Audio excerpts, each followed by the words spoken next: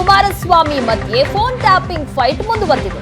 ನಾನ್ಯಾಕೆ Swamiji phone tap ಮಾಡ್ಲಿ, ಜಾರಕಿಹೊಳಿ ಡಿಕೆಶಿ ಮಧ್ಯೆ ಗಲಾಟೆ ಯಾಕಾಯ್ತು ಹೇಳಿ. ಮೈತ್ರಿ ಶುರುವಾದ 15 ದಿನಕ್ಕೆ ಗಲಾಟೆ ಆಗಿದ್ಯಾಕೆ? 150 ಕೋಟಿ ಲಂಚ ಆರೋಪಕ್ಕೆ ನಾನು ತಲೆ ಕೆಡಿಸಿಕೊಂಡಿರ್ಲಿಲ್ಲ, ಬೇರೆಯವರ ಫೋನ್ ಟ್ಯಾಪ್ಗಳನ್ನ ನಾನ್ಯಾಕೆ ಮಾಡ್ಲಿ ಅಂತ ಕೇಳಿದ್ದಾರೆ. ಸುಳ್ಳು ಸುದ್ದಿ ಹಬ್ಬಿಸೋದು ಡಿಕೆಶಿಗೆ ರಕ್ತಗತವಾಗಿ ಬಂದಿದೆ, ಸುಳ್ಳು ಹೇಳ್ಕೊಂಡೆ ರಾಜಕಾರಣ ಮಾಡಿದ್ದಾರೆ ಅಂತ ಮಂಡ್ಯದಲ್ಲಿ ಡಿಕೆಶಿ ವಿರುದ್ಧ ಕುಮಾರಸ್ವಾಮಿ ಆಕ್ರೋಶ ಹೊರಹಾಕಿದ್ದಾರೆ. ಈಗ ನನಗೇನು ಸಂಬಂಧ ಫೋನ್ ಟ್ಯಾಪಿಂಗ್ಗೆ? ನಾನು ಪರಮಪೂಜ್ಯ ಸ್ವಾಮೀಜಿಯವರ ಜೊತೆ ಕಾಲಭೈರವೇಶ್ವರನ ಶಂಕುಸ್ಥಾಪನಾ ಕಾರ್ಯಕ್ರಮಕ್ಕೆ ಅಮೇರಿಕಾಗೆ ಇಲ್ಲಿ ಪುಟ್ಟಣ್ಣ ಅವರು ಇದ್ದಾರೆ. ನಾವೆಲ್ಲರೂ ಸ್ವಾಮೀಜಿಯವರ ಜೊತೆ ಅಮೇರಿಕಾಗೆ ಹೋದಾಗ ತಾನೇ ಸರ್ಕಾರ ತೆಗೆದಿದ್ದೀವರು.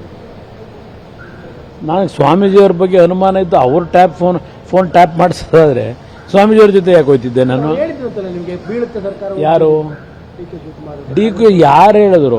ನಾನು ಅಮೇರಿಕಾಗೆ ಹೋದ ಮೇಲೆ ಸ್ವಾಮೀಜಿಯವ್ರ ಜೊತೆಯಲ್ಲಿ ಮೊದಲನೇ ವ್ಯಕ್ತಿ ರಾಜೀನಾಮೆ ಕೊಟ್ಟಿದ್ದು ಆನಂದ್ ಸಿಂಗು. ನಾನು ಫೋನ್ ಮಾಡಿದೆ ಎಲ್ಲರಿಗೂ, ಏನು ಸಮಸ್ಯೆ ಇಲ್ಲ, don't worry, will take care ಅಂತ ಹೇಳಿದಾರೆ. ಯಾರ್ಯಾರು ಹೇಳಿದ್ರು? ನೀವು ಅಲ್ಲೇ ಇರಿ ಅಂತೇಳಿ, ಪರವಾಗಿಲ್ಲ ನಾವೆಲ್ಲ ವಿಲ್ ಮ್ಯಾನೇಜ್ ಅಂತ ಹೇಳಿದಾರೆ ಯಾರು? ಸ್ವಾಮೀಜಿಯವ್ರನ್ನ ಯಾಕೆ ಇಲ್ಲಿ ಹೇಳ್ತಿರ್ತಾರೆ? ನಾನು ಯಾತಿಗೆ ಸ್ವಾಮೀಜಿಯವ್ರದ್ದಷ್ಟೇ ಅಲ್ಲ, ನಾನು ಯಾರ ಫೋನನ್ನು ನಮ್ಮ ಅಧಿಕಾರಿಗಳಿಗೆ ಆದೇಶ ಮಾಡಿ ಟ್ಯಾಪ್ ಮಾಡ್ಸಕ್ಕೆ ಹೋಗಿಲ್ಲ.